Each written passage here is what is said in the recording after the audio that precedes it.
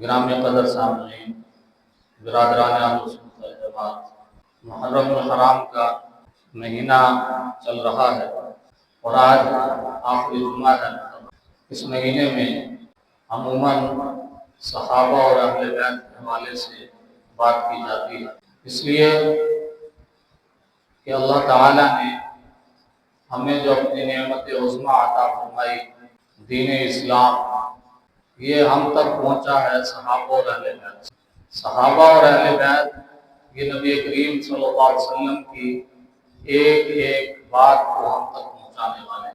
صحابہ اور اہل بیت سے اگر اعتماد اٹھ جائے تو پھر دین کے یہ مسئلے ختم ہو جاتے ہیں، دین پر اعتماد نہیں رہتا۔ اس لیے دشمنان اسلام سب سے پہلے ان لوگوں کو نشانہ بناتے ہیں جنہوں نے ہم تک یہ دین پہنچایا ہے، تاکہ دین کے مسائل سے لوگوں کو دور کیا جائے۔ تو آج بھی انشاءاللہ صحابہ اور اہل بیت کے حوالے سے چند گزارشات عرض کریں گے۔ سب سے پہلی بات، پوری کائنات میں سب سے بڑا مقام اور درجہ وہ انبیاء کرام علیہ السلام، اور پھر انبیاء کرام میں سب سے بڑا مقام اور شان ہمارے آقا و مولا حضرت محمد مصطفیٰ احمد مجتبی حضرت محمد رسول اللہ صلی اللہ تعالی علیہ وسلم، اور پھر انبیاء کرام کے بعد تمام انسانوں میں سب سے بڑا مقام اور شان رتبہ وہ صحابہ کرام کی جماعت کا، جس پر قرآن کی مہر لگی ہوئی، کنتم خیر امۃ اخرجت للناس، تم بہترین امت ہو۔ اگرچہ یہ فضیلت قیامت تک آنے والی ساری امت کے لیے، لیکن اس امت کی پہلی صف کے لوگ وہ صحابہ کرام، اس لیے یہ سب سے پہلے فضیلت صحابہ کرام کو حاصل، چاہے وہ نبی کے رشتہ دار ہوں یا رشتہ دار نہ ہوں۔ بحیثیت جماعت صحابہ ساری کی ساری شانیں، سارے کے سارے مقام، ساری کے ساری فضیلتیں جو قرآن میں آئیں یا نبی کریم صلی اللہ علیہ وسلم کے فرمان مبارک سے معلوم ہوئی، وہ ساری فضیلتیں ساری کے ساری جماعت صحابہ کی، چاہے وہ نبی کے رشتہ دار ہوں یا رشتہ دار نہ ہوں۔ یوں سمجھ لیں کہ صحابہ کرام یہ عمومی عنوان ہے۔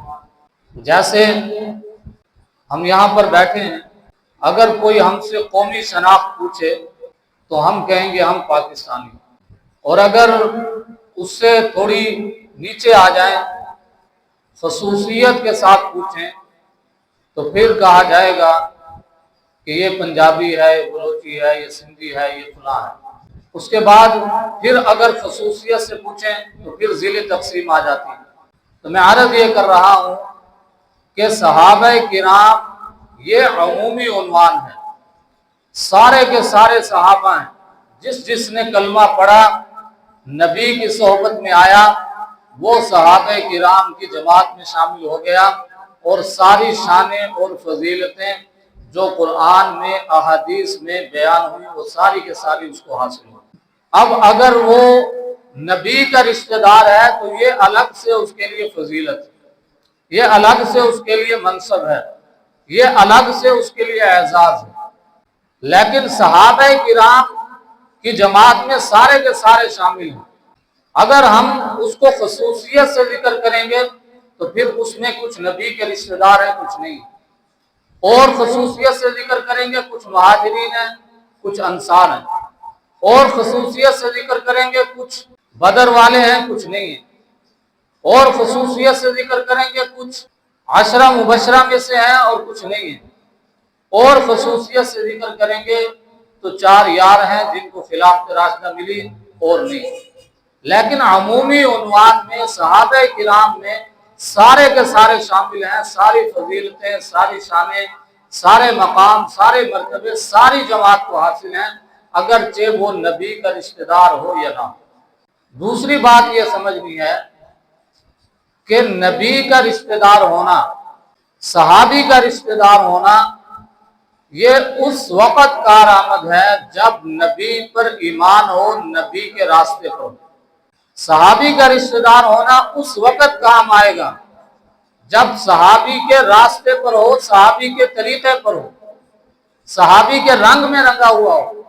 اگر نبی کا رشتہ دار نبی کے راستے پر نہیں، نبی پر ایمان نہیں، تو پھر کوئی رشتہ کام آنے والا نہیں۔ قرآن کریم میں سے ہمیں پتہ چلتا ہے، مثالیں موجود ہیں۔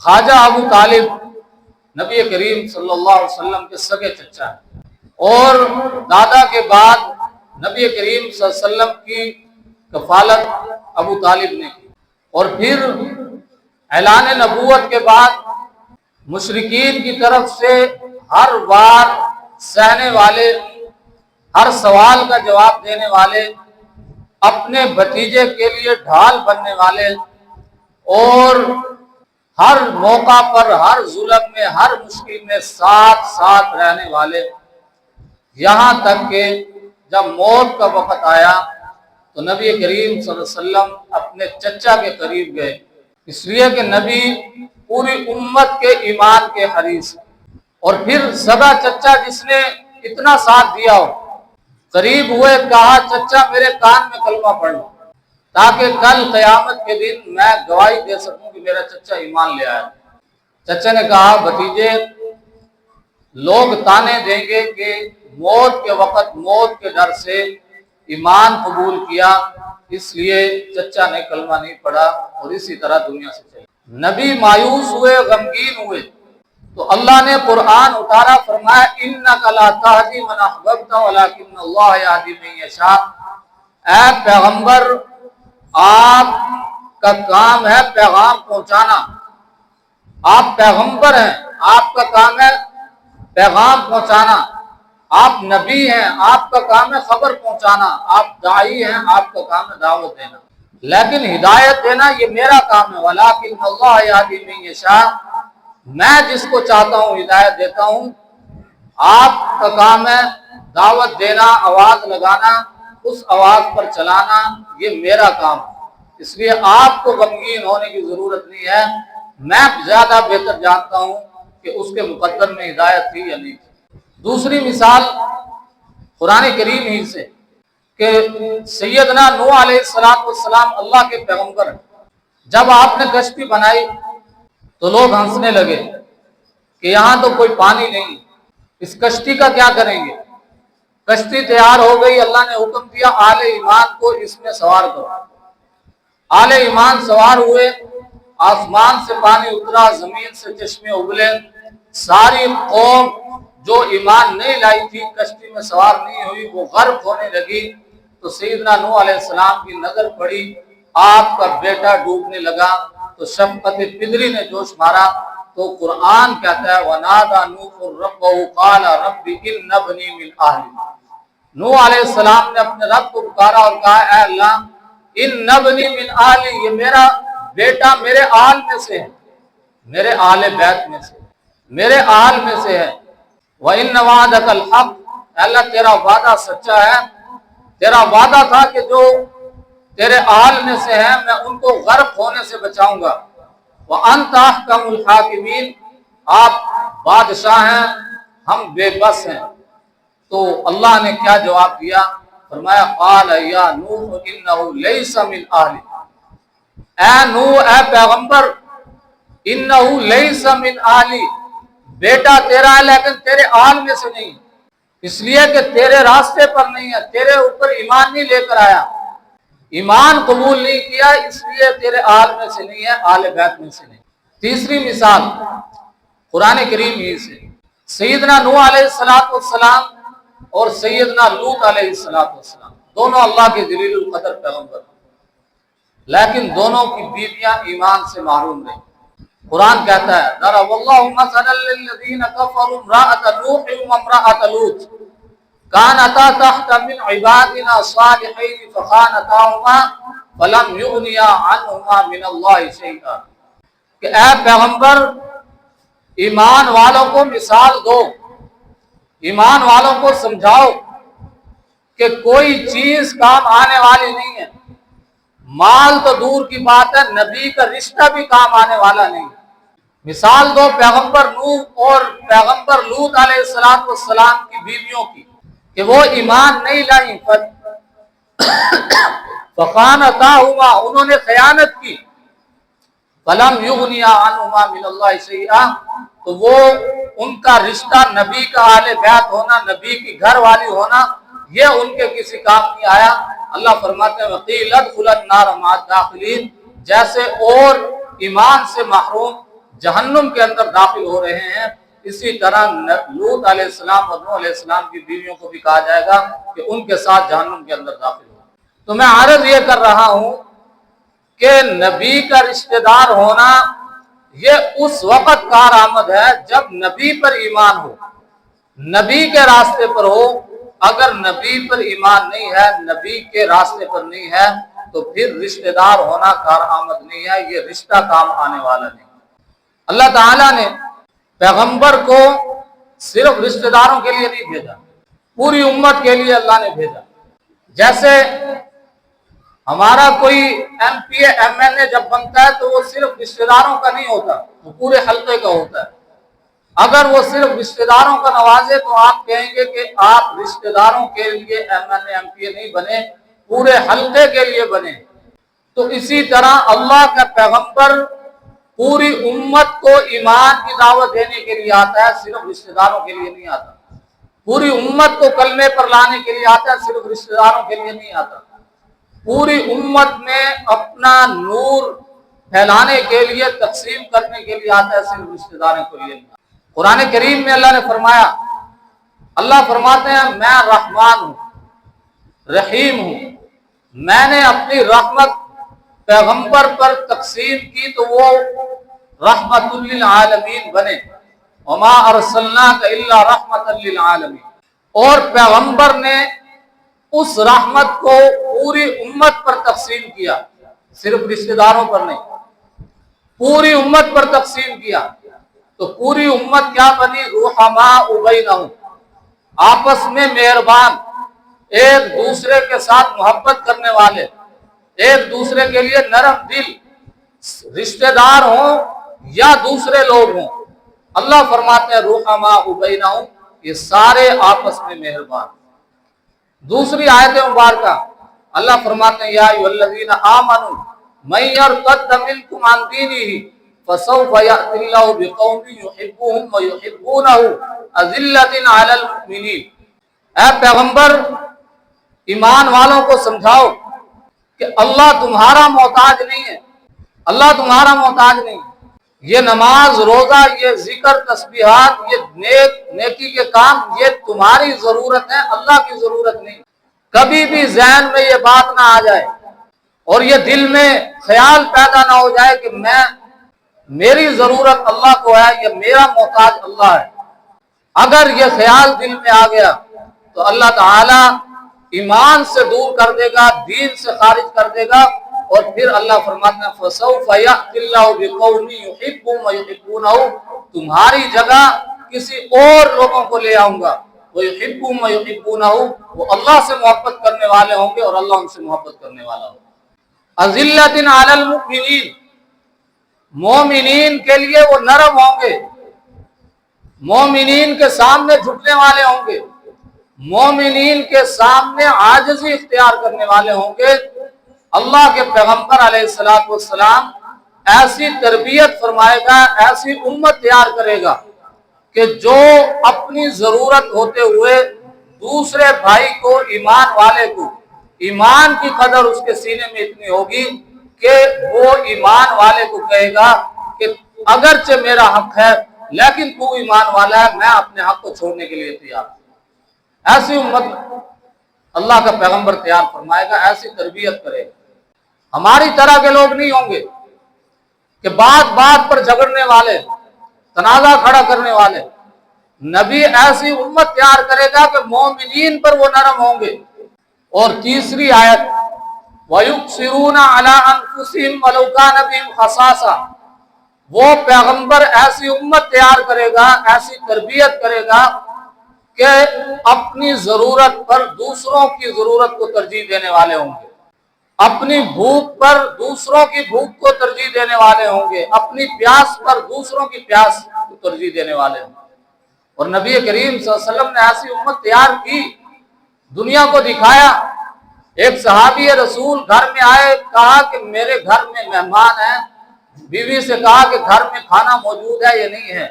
بیوی نے کہا کہ ایک فرد کا کھانا ہے، چاہے تو آپ کھا لیں، چاہے میں کھا لوں، چاہے بچہ کھا لے، چاہے اس مہمان کو دے دیں۔ نبی نے کیسی امت تیار فرمائی؟ صحابی نے کہا کہ مہمان کو وہ کھانا دے دیتے ہیں، جب مہمان بیٹھے گا تم بہانے سے چراغ بجھا دینا، میں منہ ہلاتا رہوں گا، مہمان یہ سمجھے گا کہ یہ بھی میرے ساتھ کھا رہا ہے اور مہمان کھانا کھا لے۔ اپنی ضرورت پر دوسروں کی ضرورت کو ترجیح دینے والے۔ ایک غزوہ کے موقع پر زخمی حالت میں صحابی پڑا ہوا ہے، پانی مانگ رہا ہے۔ جب پانی اس کے ہونٹوں کے قریب گیا، پانی کا پیالہ، آواز آئی دوسرے کو پانی کی ضرورت ہے، کہا کہ پہلے اس کو دے دو۔ آخری وقت ہے، دوسرے کے پاس پانی لے کر پہنچے، پھر آواز آئی کہ تیسرے کو دے دو۔ تیسرے کے پاس پانی لے کر پہنچے تو وہ جان سے گزر گیا۔ واپس پہلے کے پاس آئے، وہ بھی اللہ کو پیارا ہو گیا، اور جب تیسرے کے پاس آئے وہ بھی قربان ہو گیا۔ اللہ کے نبی نے ایسی تربیت فرمائی، ایسی امت تیار فرمائی۔ تو نبی کریم صلی اللہ تعالی علیہ وسلم نے جن کو کلمہ پڑھایا، جو ایمان لے کر آئے، ان کو رحماء بینہم بنایا، اذلۃ علی المؤمنین بنایا، ویؤثرون علی انفسہم بنایا، کہ وہ آپس میں مہربان، مومنین کے لیے نرم دل، اور اپنی ضرورت پر دوسروں کی ضرورت کو ترجیح دینے والے، وہ نبی کریم صلی اللہ علیہ وسلم کے صحابہ ہوں یا اہل بیت۔ اس لیے صحابہ اور اہل بیت میں فرق نہیں تھا، دوریاں نہیں تھیں، آپس میں کوئی تنازعات نہیں تھے، کوئی ایک دوسرے کی حق تلفی کرنے والے نہیں تھے، وہ ہماری طرح کے لوگ نہیں تھے۔ ان کی تربیت پیغمبر علیہ السلام نے فرمائی۔ نبی کریم صلی اللہ علیہ وسلم کے صحابی سیدنا صدیق اکبر رضی اللہ تعالیٰ عنہ، وہ صحابی رسول بنے، اور پھر ان کی شہزادی سیدہ عائشہ صدیقہ رضی اللہ تعالیٰ عنہ، وہ بھی صحابیہ، لیکن زوجہ بنی نبی کریم صلی اللہ علیہ وسلم کی۔ صحابی کا مقام پہلے تھا، اب وہ نبی کے اہل بیت بن گئے، نبی کے رشتہ دار بن گئے۔ سیدنا فاروق اعظم رضی اللہ تعالیٰ عنہ صحابی رسول ہیں، ان کی بیٹی سیدہ حفصہ رضی اللہ تعالیٰ عنہ، وہ زوجہ بنی پیغمبر علیہ السلام کی، وہ صحابی پہلے بنے، پھر نبی کے رشتہ دار بنے، نبی کے سسر بن گئے۔ سیدنا امیر معاویہ رضی اللہ تعالیٰ عنہ صحابی رسول پہلے بنے، پھر اپنی بہن، اپنی ہمشیرہ رملہ ام حبیبہ بنت ابی سفیان کا نکاح نبی کریم صلی اللہ علیہ وسلم سے ہو گیا، وہ نبی کی گھر والی بن گئی، نبی کے اہل بیت بن گئی۔ اب یہ صحابی پہلے تھے، اب نبی کے برادر نسبتی بن گئے۔ اور یہاں پر یہ بات بھی سمجھیے کہ اصل میں اہل بیت انہی کو کہا جاتا ہے جو بیوی ہوتی ہے، اس کو گھر والی کہا جاتا ہے۔ قرآن کریم کہتا ہے یا نساء النبی لستن کاحد من النساء ان اتقیتن فلا تخضعن من القول فیطمع الذی فی قلبہ مرض وقلن قولا معروفا۔ لمبی آیت مبارکہ ہے، آگے اللہ فرماتا ہے انما یرید اللہ لیذھب عنکم الرجس اہل البیت ویطہرکم تطہیرا۔ نبی کی بیویوں سے خطاب کیا جا رہا ہے، یا نساء النبی، اے پیغمبر کی بیویوں، تم دنیا کی عام عورتوں کی طرح نہیں ہو، گھر کے اندر رہا کرو، تقوی کی زندگی اختیار کرو، اللہ نے جو پیغمبر قرآن اتارا اس کی تلاوت کیا کرو، ذکر اذکار کیا کرو، گناہوں سے دور رہا کرو، اس لیے کہ اللہ چاہتا ہے کہ تمہارے دلوں کو دھو کر پاکیزہ بنا دو، اس لیے کہ تم عام عورتوں کی طرح نہیں ہو۔ عام عورتوں کے لیے اللہ کا قانون یہ ہے کہ شوہر فوت ہو جائے تو دوسری جگہ نکاح کر سکتی ہیں، لیکن پیغمبر کی بیویوں کے لیے قانون اور ہے، نبی فوت ہو جائے تو وہ پیغمبر کی بیوی قیامت تک پیغمبر کی بیوی رہتی ہے، دوسری جگہ نکاح نہیں کر سکتی، اس لیے تم دوسری عورتوں کی طرح نہیں ہو۔ میں عرض یہ کر رہا ہوں کہ یہ اہل بیت سب سے پہلے بیوی ہوتی ہے، گھر والی ہوتی ہے، گھر کی بنیاد ہوتی ہے۔ اگر گھر والی اہل بیت نہیں ہے، نبی کی بیوی اہل بیت نہیں ہے، زوجہ مبارک اہل بیت نہیں ہے، اولاد تو بعد میں ہوتی ہے۔ بڑی عجیب بات ہے کہ نبی کی گھر والی تو اہل بیت نہ ہو اور اس کی اولاد اہل بیت۔ سیدنا علی رضی اللہ تعالی عنہ، سیدہ فاطمہ رضی اللہ تعالی عنہ، دونوں کے ہاں ایک بیٹی پیدا ہوئی جس کا نام ہے سیدہ ام کلثوم۔ اس کا نکاح سیدنا عمر رضی اللہ تعالیٰ عنہ کے ساتھ ہوا۔ اب علی اور فاطمہ اور عمر کے درمیان ایمان کا رشتہ پہلے سے موجود تھا، صحابیت کا رشتہ پہلے سے موجود تھا۔ اب دونوں کے درمیان قرابت بھی ہو گئی، رشتہ داری بھی ہو گئی۔ اسی طرح سیدنا امام حسن رضی اللہ تعالیٰ عنہ کی گھر والی وہ ہوتی ہیں سیدنا صدیق اکبر رضی اللہ تعالیٰ عنہ، اور ان کا نام بھی ہے سیدہ حفصہ۔ سیدنا امام حسن کی وہ گھر والی۔ یہ سارے رشتے کیا بتلا رہے ہیں؟ یہ رشتے بتلا رہے ہیں کہ صحابہ اور اہل بیت کے درمیان کوئی فرق نہیں تھا، کوئی دوری نہیں تھی، کوئی نفرت نہیں تھی، آپس میں محبتیں تھیں۔ میں اپنی بہن اور بیٹی کا رشتہ اس جگہ نہیں کرتا جہاں میری محبت نہ ہو، میرا تعلق نہ ہو، اعتماد نہ ہو، نہ میں وہاں رشتہ دیتا ہوں نہ وہاں سے رشتہ لیتا ہوں۔ صحابہ اور اہل بیت کے درمیان رشتہ داریاں یہ بتلا رہی ہیں کہ صحابہ اور اہل بیت کے درمیان آپس میں نفرتیں نہیں تھی، محبتیں تھیں۔ سیدنا فاروق اعظم رضی اللہ تعالیٰ عنہ کا انتقال ہوا، شہادت ہوئی، میت پڑی ہوئی ہے۔ سیدنا عبداللہ ابن عباس رضی اللہ تعالیٰ عنہ فرماتے ہیں کہ میرے کندھے پر کسی نے ہاتھ رکھا، آپ کے چچا زاد بھائی ہیں، اہل بیت میں سے ہیں، فرماتے ہیں کہ میرے کندھے پر ہاتھ رکھا اور مجھے آواز دی، میت کو مخاطب کر کے کہا کہ اے عمر، اللہ تعالیٰ تجھے اپنے دوستوں کے ساتھ ملا دے۔ اور وہ دوست کون تھے؟ سیدنا محمد رسول اللہ صلی اللہ تعالی علیہ وسلم، سیدنا صدیق اکبر رضی اللہ تعالیٰ عنہ۔ وہ دوست کون تھے؟ فرمایا کہ جب بھی نبی کریم صلی اللہ علیہ وسلم بات کرتے تو فرماتے کہ میں ابو بکر اور عمر کھڑے ہوئے، میں ابو بکر اور عمر بیٹھے، میں ابو بکر اور عمر مسجد نبوی میں آئے، میں ابو بکر اور عمر کھانا کھایا۔ جب بھی بات کی آپ کو ساتھ ساتھ رکھا۔ اب میری دعا ہے کہ اللہ تعالیٰ تمہیں اپنے دوستوں کے ساتھ قیامت کے دن آخرت میں بھی اپنے دوستوں کے پاس پہنچا دے۔ سیدنا عبداللہ ابن عباس فرماتے ہیں کہ میں نے پیچھے مڑ کر دیکھا، یہ بات کرنے والے کون تھے؟ سیدنا علی المرتضیٰ رضی اللہ تعالیٰ۔ یہ محبتیں تھیں۔ سیدنا علی رضی اللہ تعالیٰ عنہ کے سامنے کسی نے سیدنا صدیق اکبر اور سیدنا عمر کے بارے میں نازیبا کلمات کہے، جلال میں آ گئے، منبر پر بیٹھے اور لوگوں کو اکٹھا کیا، فرمایا کہ ابو بکر و عمر مومنین کی اگر ان کے ساتھ محبت ہے تو وہ مومن ہے، اگر ان دونوں کے ساتھ محبت نہیں ہے تو وہ ایمان سے خارج۔ یہ کون فرما رہے ہیں؟ سیدنا علی۔ فرمایا کہ جو اللہ کی قربت چاہتا ہے، جو ان دونوں کے قریب ہوگا تو اللہ کے قریب ہوگا۔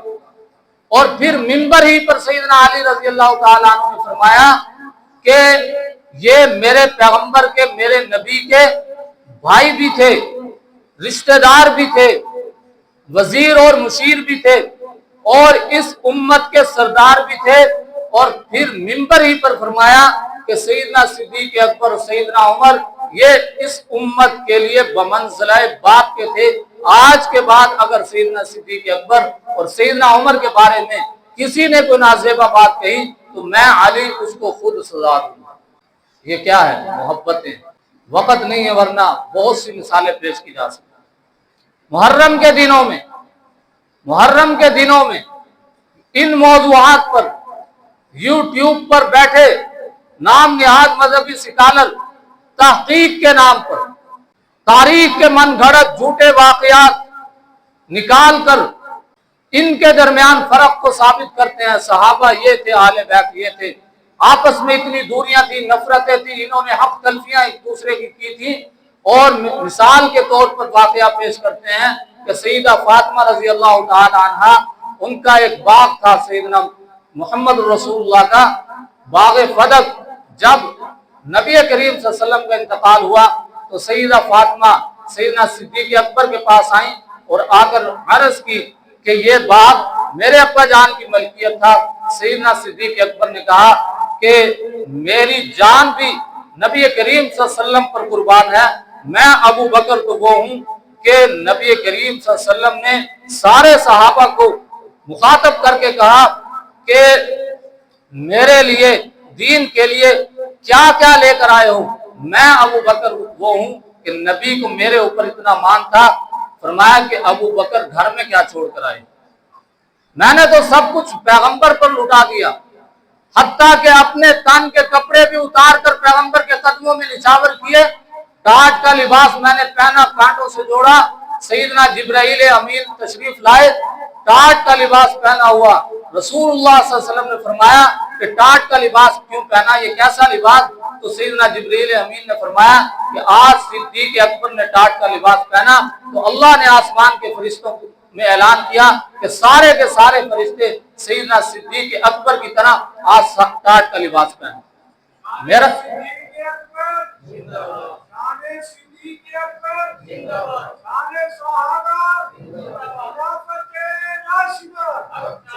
میں نے تو سب کچھ پیغمبر پر قربان کر دیا، لیکن بیٹی بات یہ ہے کہ تیرے ابا نے مجھے سمجھایا تھا کہ نبی کی وراثت نہیں ہوتی، نبی کی وراثت کلمہ ہوتا ہے جو پوری امت پر تقسیم ہوتا ہے، نبی کی وراثت نماز روزہ حج زکوٰۃ یہ نبی کی وراثت ہے، یہ پوری امت پر تقسیم ہوتی ہے، نبی کی وراثت نہیں ہوتی۔ سیدہ فاطمہ کو بات سمجھ میں آ گئی اور وہ خاموش ہو کر گھر چلی گئی، صرف اتنی بات تھی۔ اس کے بعد یہ فسانہ، یہ سارے تاریخ کے من گھڑت واقعات ہیں کہ حضرت ابوبکر نے سیدہ فاطمہ کو یہ کہا، سیدہ فاطمہ نے یہ کہا، سیدنا فاروق اعظم کا دور آیا، پھر دوبارہ مطالبہ نہیں دہرایا سیدہ فاطمہ نے، سیدنا عثمان کے دور میں نہیں دہرایا، سیدنا علی کی خلافت آئی پھر نہیں دہرایا، سیدنا امام حسن 6 مہینے خلافت بیٹھے، آپ نے نہیں کہا کہ میں ابو بکر کا فیصلہ نہیں مانتا، میرے نانا کی ملکیت کا باغ، میں اپنا باغ واپس لیتا ہوں، کسی نے باغ کا واپسی کا مطالبہ نہیں کیا۔ اس لیے میں عرض یہ کر رہا ہوں کہ اگر سیدنا علی نے، سیدنا حسن نے ابو بکر و عمر کے فیصلے کو مان لیا تو آج تم کون لوگ ہوتے ہو سیدنا صدیق اکبر کے فیصلے پر سوال اٹھانے والے کہ سیدہ فاطمہ کا حق سیدنا صدیق اکبر نے نہیں۔ میں عرض یہ کر رہا تھا کہ اللہ کا قرآن ہمارے لیے کافی، تاریخ جھوٹی، اللہ کے قرآن نے فرما دیا کہ رحماء بینہم، جب بھی کوئی صحابہ اور اہل بیت کے درمیان دوری ثابت کرے، نفرت ثابت کرے، ایک ہی بات اس کے سامنے رکھو کہ اللہ کا قرآن سچا، اللہ نے فرمایا رحماء بینہم، سارے صحابہ آپس میں مہربان، اللہ کے نبی نے سارے صحابہ کو کلمے والا بنایا، سارے صحابہ میں اپنا نور تقسیم کیا، اپنی رحمت کو تقسیم کیا، سارے صحابہ کو جنتی مزاج بنایا۔ وہ ہماری طرح کے لوگ نہیں تھے کہ چھوٹی چھوٹی بات پر اور زمین کے ٹکڑوں پر لڑنے والے، نبی کریم صلی اللہ علیہ وسلم نے ان کی تربیت کی تھی، نبی کریم صلی اللہ علیہ وسلم نے ایسی تربیت نہیں کی تھی کہ وہ باغ پر یا زمین کے ٹکڑوں پر آپس میں لڑیں گے، پیغمبر علیہ السلام نے ان کی تربیت کی تھی۔ اللہ کا قرآن کہتا ہے رحماء بینہم، دعا کہ اللہ رب العالمین سمجھنے عمل کرنے کی توفیق عطا فرمائے۔ وآخر دعوانا الحمدللہ۔